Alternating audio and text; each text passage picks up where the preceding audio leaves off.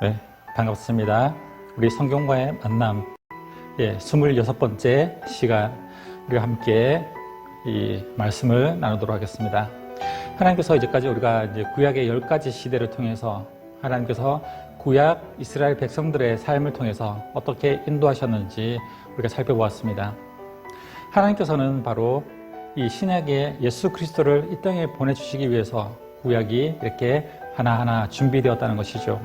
우리 지난 시간에도 살펴봤듯이 침묵시대, 물론 하나님께서 신이 이 말씀하시지 않는 시대이지만 그 시대 가운데서도 하나님께서는 역사하시고 계셨다는 것입니다.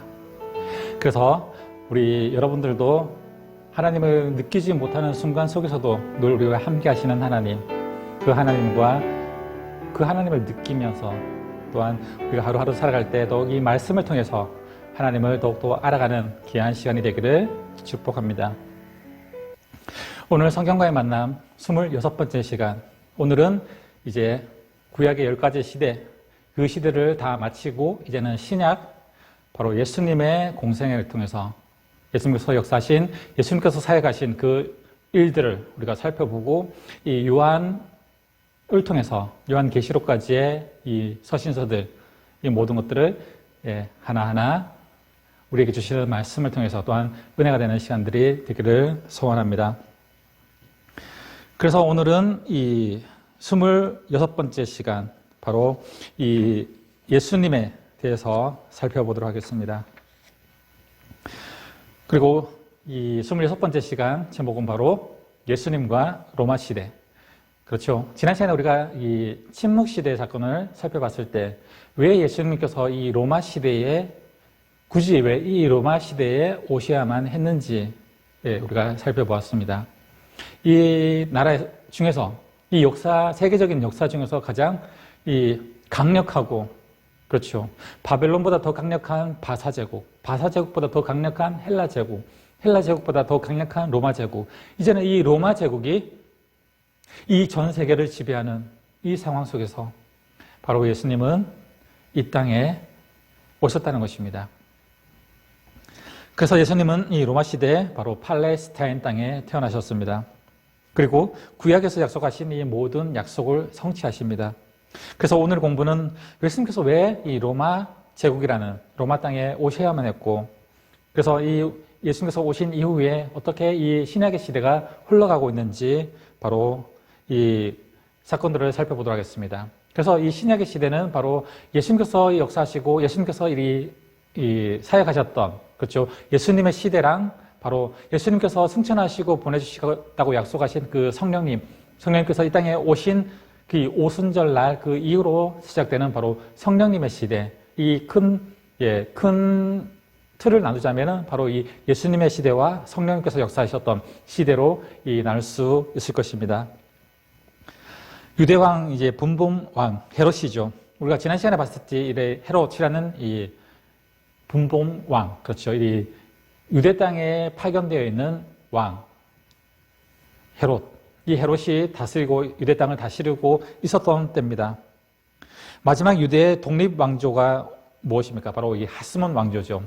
약간 정통적이지 않고 바로 자기들이 이 마카비 혁명을 통해서 세웠던 하스몬 왕조가 바로 이제 BC 142년부터 BC 63년까지 이 왕조가 통치하게 되었습니다. 79년 동안 이 하스몬 왕조가 통치한 이후 하스몬 왕조가 물러나게 되죠. 지난 시간에 우리가 살펴봤듯이 이 하스몬 왕조는 바로 이 바리세파, 그렇죠, 이 하스몬 왕조를 견제했던 이 바리세파가 이 하스몬 왕조를 치죠. 물론 이 폼페이오스 장군이 이 하스몬 왕조를 몰락시키긴 했지만 이 바리세파를 통해서 또한 이 하스몬 왕조가 위협을 받고 물러나게 됩니다. 이 폼페이오스 장군이 이 예루살렘을 진군해서, 그렇죠, 이 하스몬 왕조의 두 아들을 죽이고 이 감옥에 보내고 바로 이 무혈 협상, 피를 흘리지 않고 바로 이제 이 하스몬 왕조를 장악하는 이런 일들이 일어납니다. 그래서 이 로마가 이 유대 왕국을, 유대 왕조를 이제 몰락시키는 사건이 일어났습니다.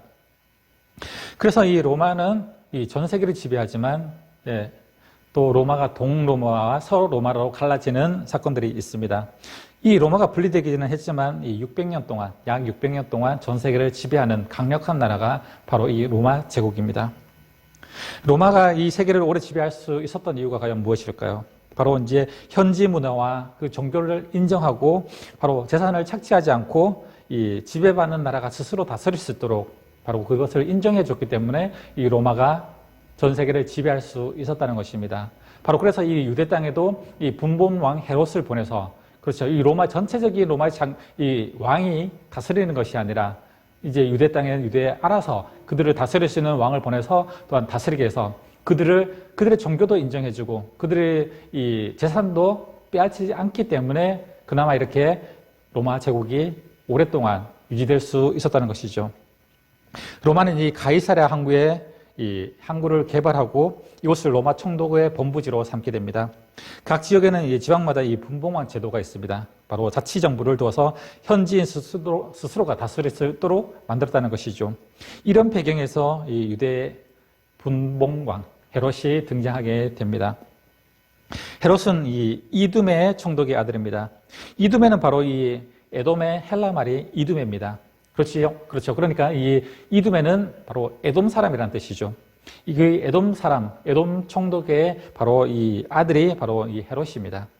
우리가 지난 시간에도 살펴봤듯이 이 마카비 혁명에서 하스몬 왕조의 이 계보, 그렇죠. 우리가 지금 26강 바로 이전에 이 도표를 보면 이 도표를 올린 것이 있습니다. 그 도표를 보면은 바로 이 마카비 혁명의 이 하스몬 왕조의 대를 이어서 이 족보가 내려가면 이 헤롯 왕이 등장하게 된다는 것이죠.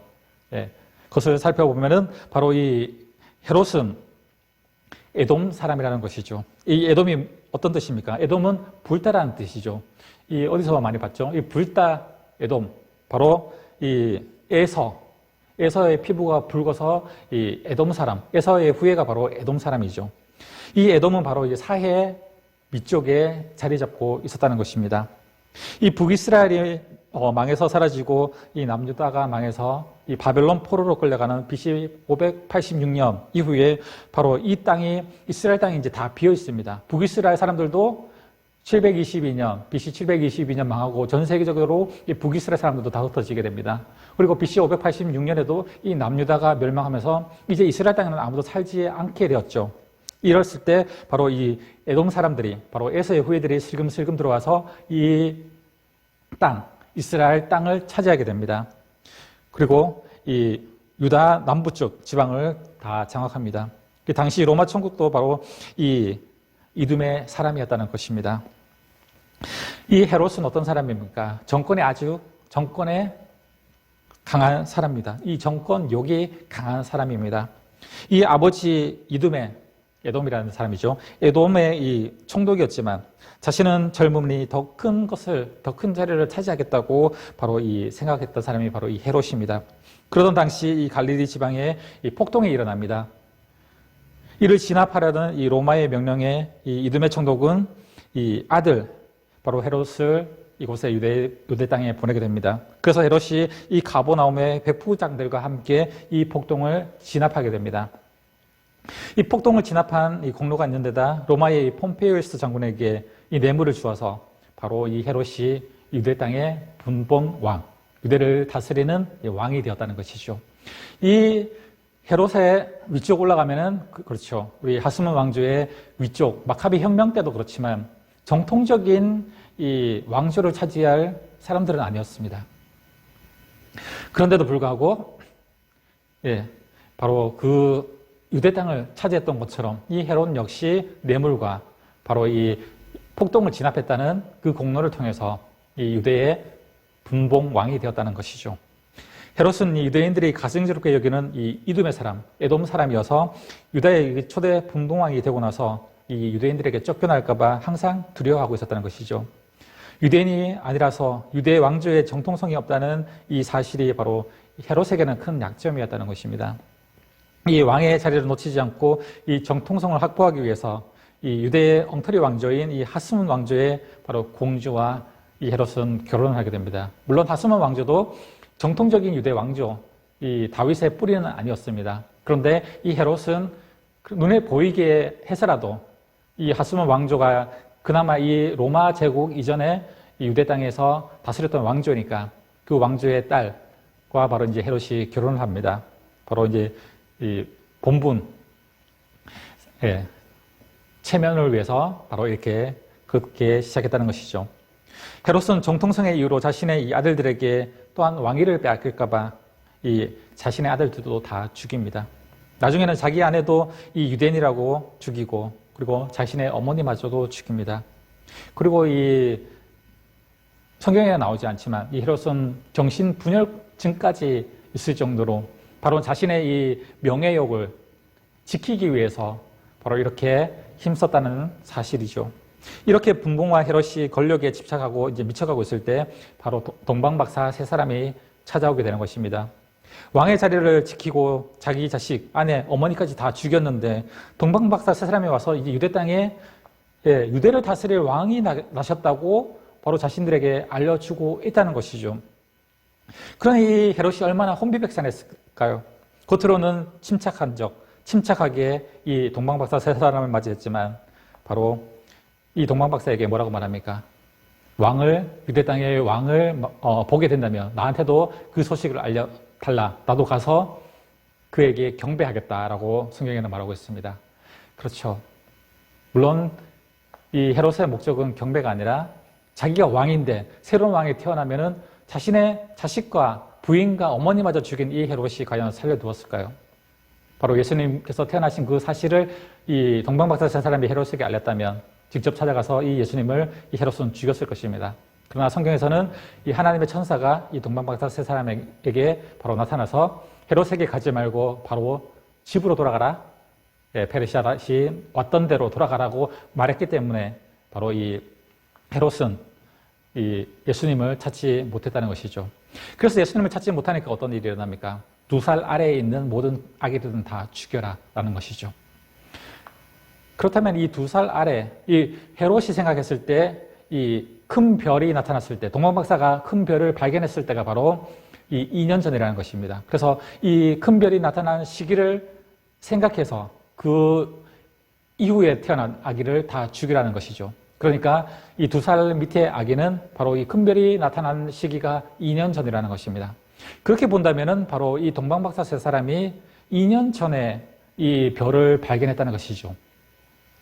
그렇습니다. 그러면 이 동방박사 이 세 사람은 이 페르시아에서 이 유대 땅까지, 예루살렘의 땅까지 오는 이 시간이 약 2년이 걸렸다는 것입니다.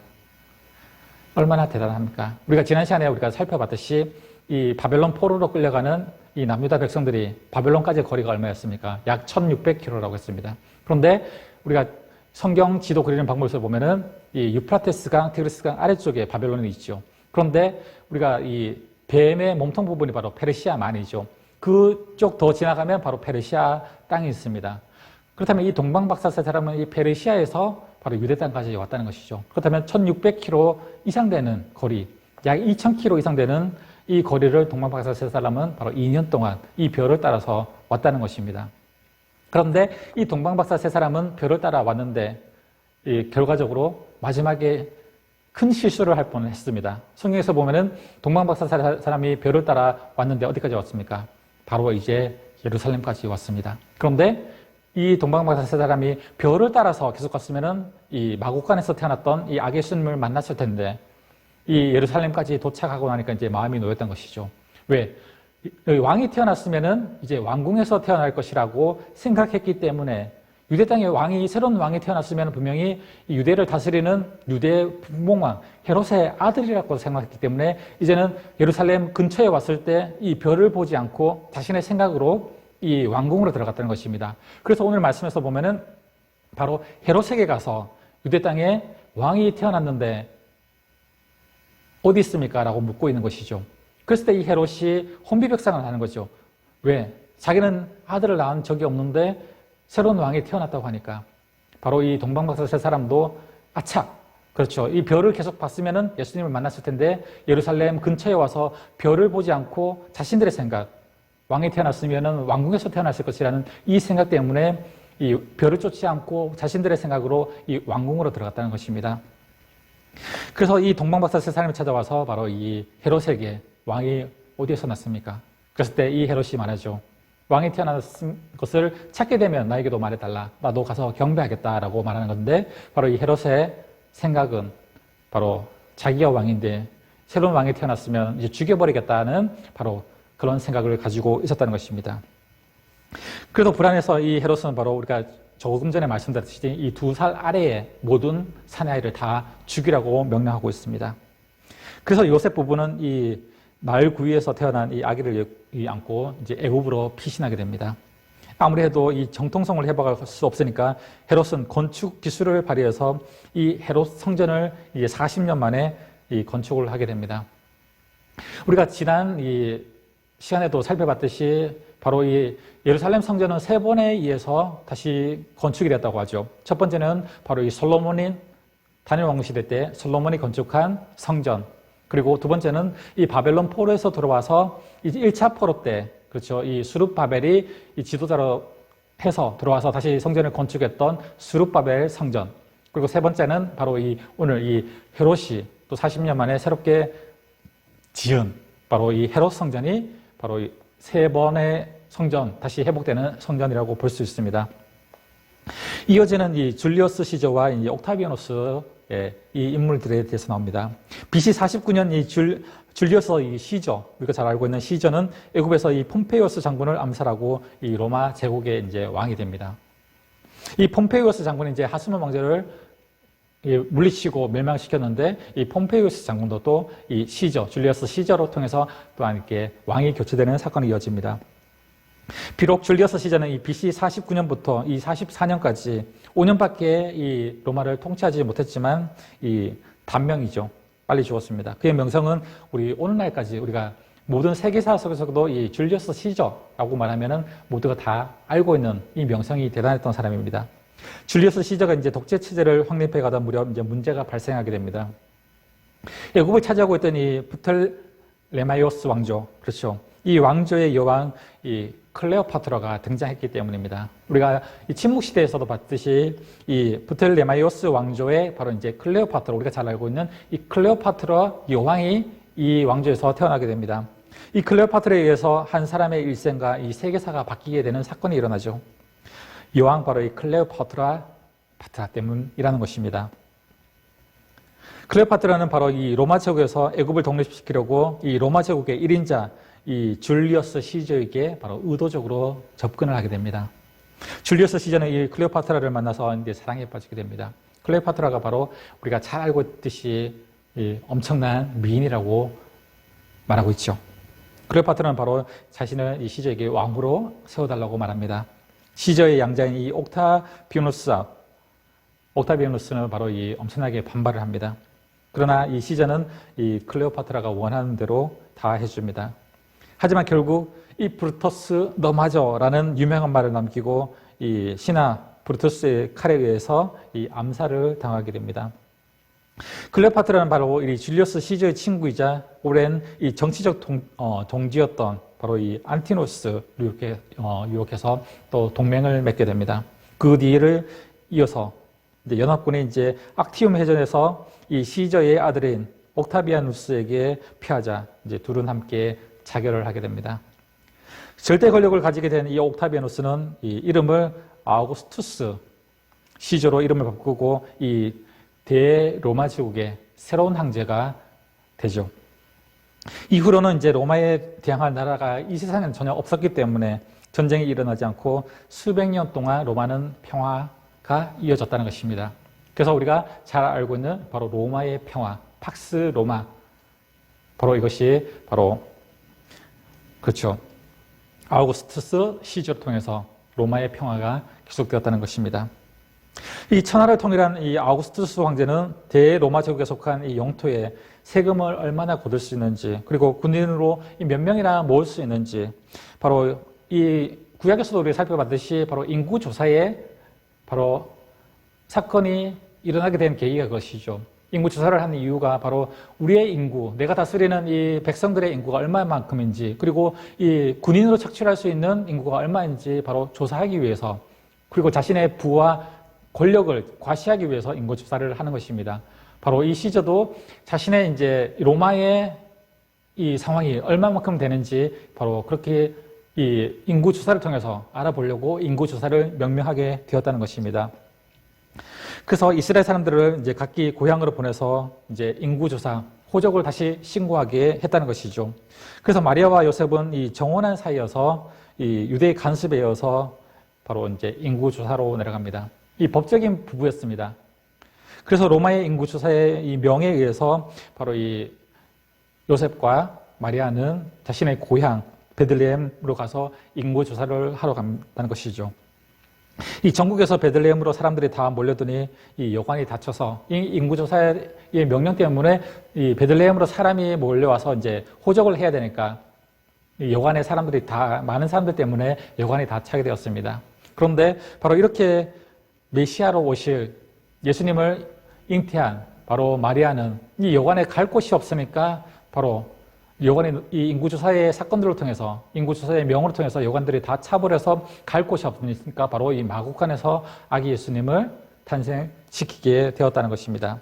그래서 이렇게 탄생한 것이 바로 이 아기 예수님의 탄생이라는 것이죠.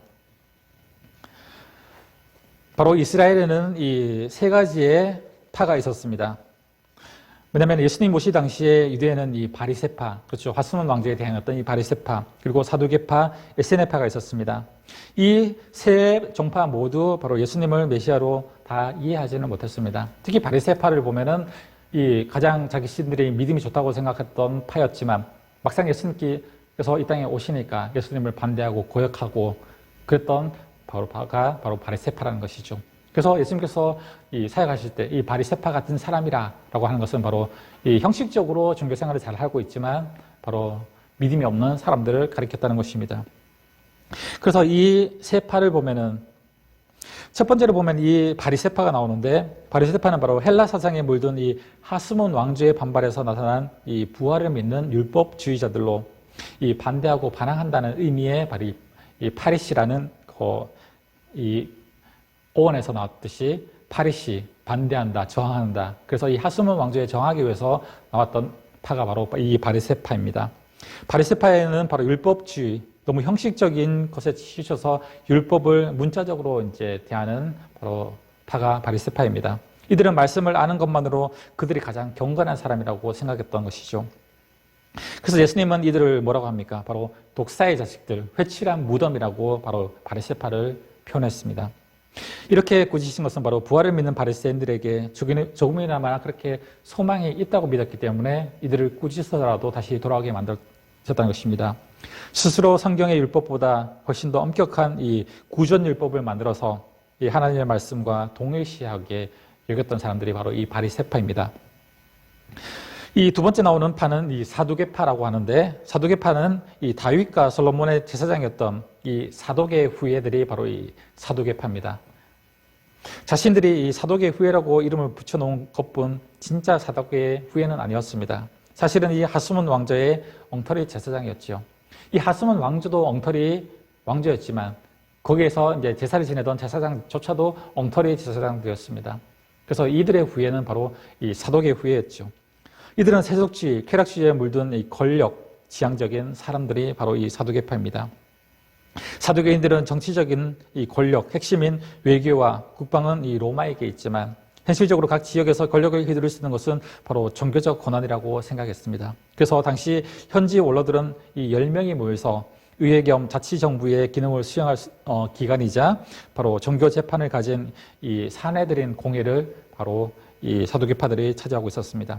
이 사내들인 공회가 뭡니까? 성벽을 건축하고 이 바사로 돌아갈 때 유다 백성들이 자치권을 주기 위해서 이 바사왕이 허락했던 제도입니다.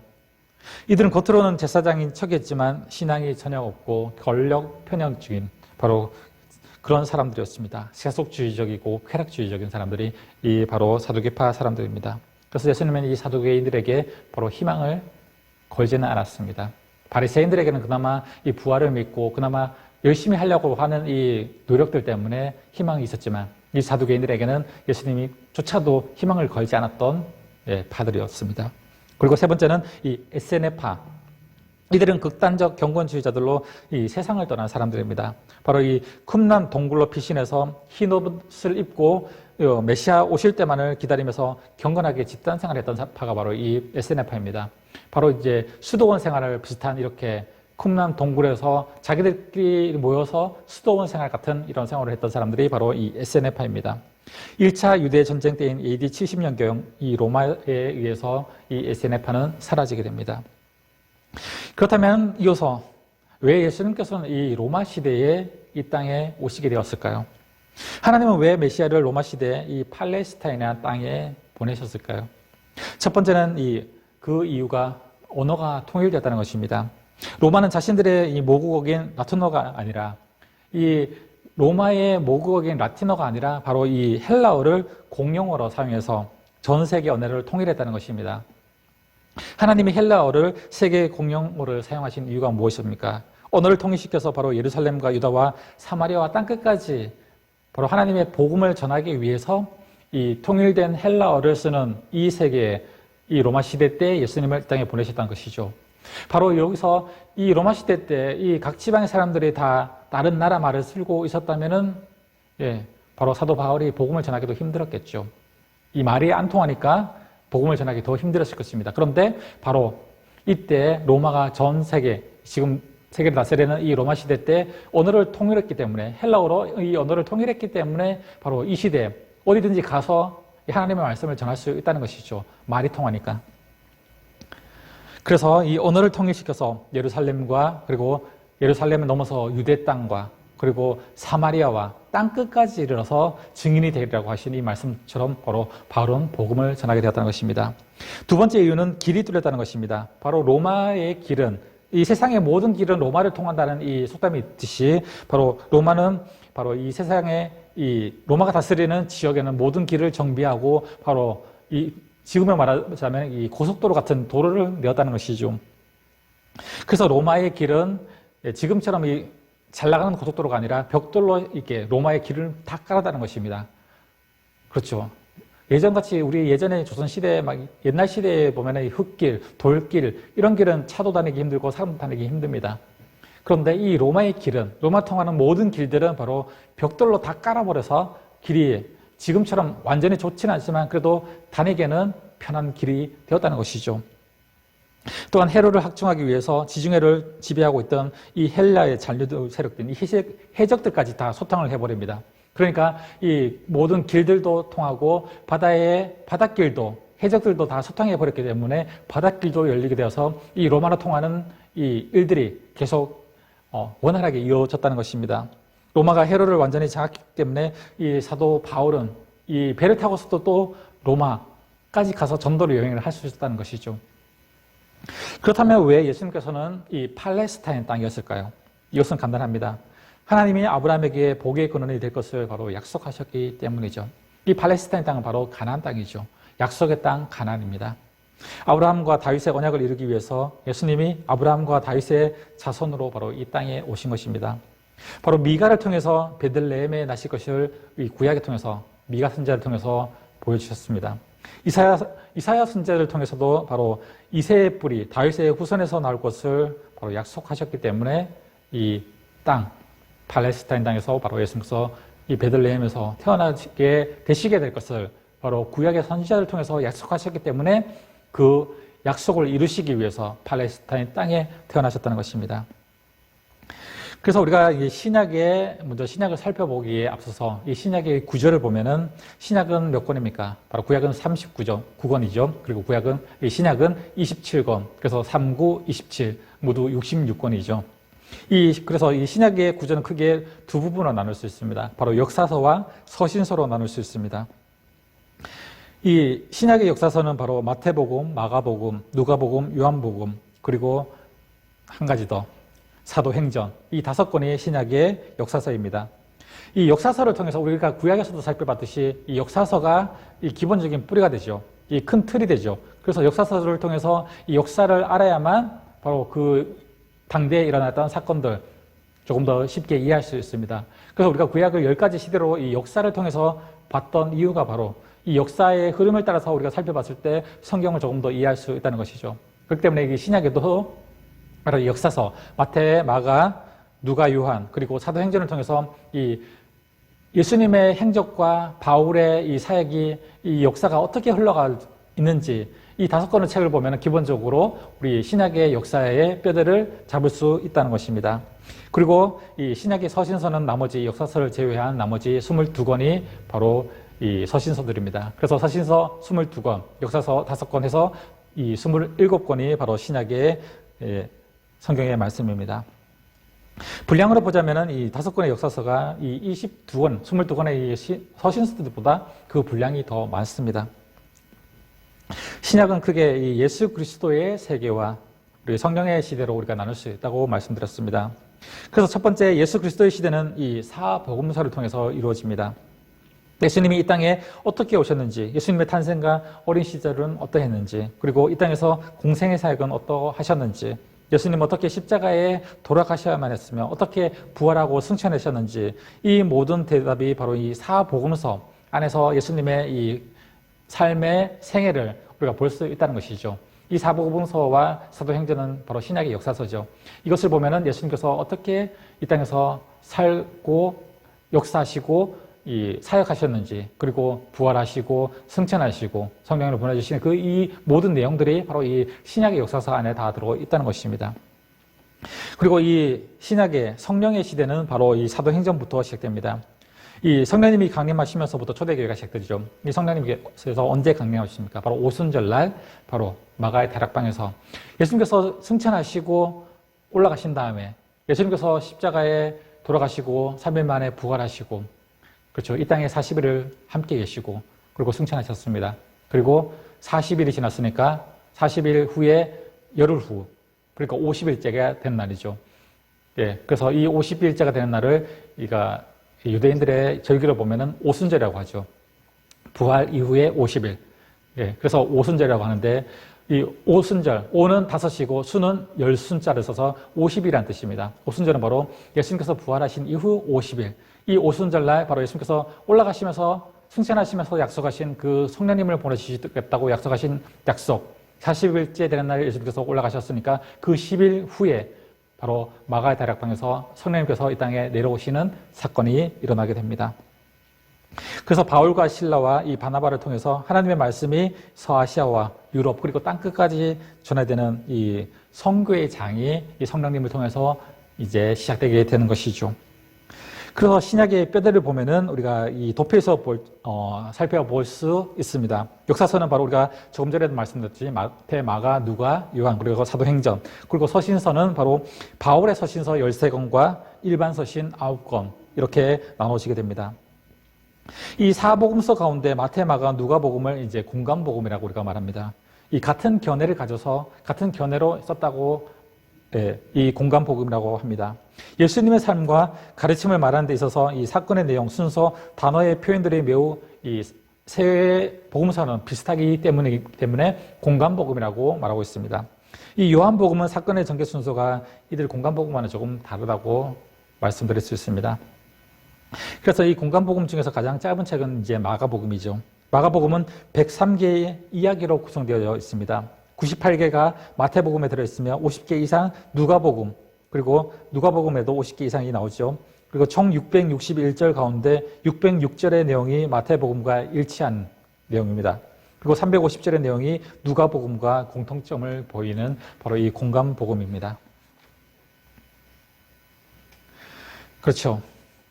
그래서 오늘 이 예수님께서 왜 이 로마 시대, 로마 땅에 오셔야만 했는지를 우리가 이 신약의 이 신약의 사건들이 어떻게 이루어지고 있는지, 예수님께서 이 땅에 왜 로마 시대고 이 팔레스타인 땅에 오셔야만 했는지를 우리 26번째 시간 우리 성경과의 만남을 통해서 우리가 함께 살펴봤습니다. 그래서 오늘은 이 전체적인 신약이 어떻게 흘러가고 있는지, 예수님께서 왜 이 땅에 오셔야만 했는지, 왜 굳이 로마 시대 때 팔레스타인 땅에 오셔야만 했는지를 살펴봤습니다. 그래서 우리가 이제 다음 시간에는 이 신약의 내용들, 왜 예수님께서 이 로마 시대 때 이 땅에서 예수님께서 어떻게 사역하시고 어떻게 이루어 가셨는지를 우리가 함께 살펴보도록 하겠습니다. 오늘은 이제 26번째 시간, 바로 예수님이 로마 시대에 오셨던 이 이유에 대해서 우리 함께 공부해 봤습니다. 여러분들이 성경과의 만남, 이 교제를 통해서 다시금 여러분들이 각자가 공부하실 때 왜 예수님께서 이 땅에 오셔서, 그렇죠, 우리가 침묵 시대를 거치면서 그 가운데서도 하나님께서 예수님을 준비하시고 메시아를 이 땅에 보내시기 위해서 400년을 하나님이 일하시고 계셨던 그 사건들을 우리가 살펴보았습니다. 그래서 그 400년 동안 이 유대인들이 기다렸던 이 예수님께서 이 땅에 오셨지만 유대인들은 정작 예수님을 메시아로 인정하지 않았다는 이 사건들. 그래서 우리는 예수님을 보지도 않고 이렇게 예수님을 믿고 있는, 그런데 우리가 이렇게 믿음을 가졌다는 사실은 더 큰 축복일 수 있다는 것이죠. 이 믿음 우리가 빼앗기지 않도록 하나님의 말씀을 통해서 더욱더 공부를 하면서 하나님과 더욱 친밀한 교제를 통해서 하나님을 알아가는 귀한 시간들이 우리에게 있기를 원합니다.